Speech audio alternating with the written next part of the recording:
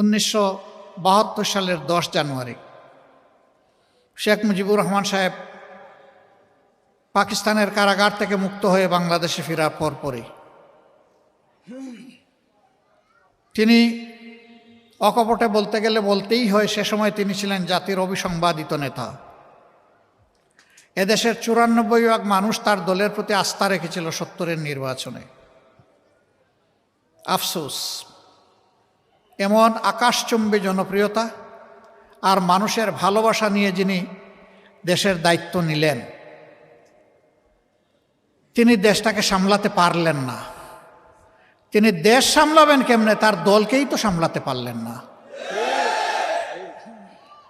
এই জন্য সেই দলটির ব্যাপারে আক্ষেপ করে উনি অনেক কষ্টের কথা বলে গেছেন যে বিশ্বে বিভিন্ন দেশ যখন স্বাধীন হয়, মানুষ তারা সম্পদের খনি পায়, আমি পেয়েছি ভিন্ন খনি। কিসের খনি আমি এটা বলতে গেলাম না। সম্মানিত ভাইরা, তিনি এও বলেছিলেন, কারে নিয়ে আমি সোনার বাংলা গড়ব, ডানে বায়ে সামনে পিছনে যার দিকে তাকাই একই চেহারা দেখতে পাই।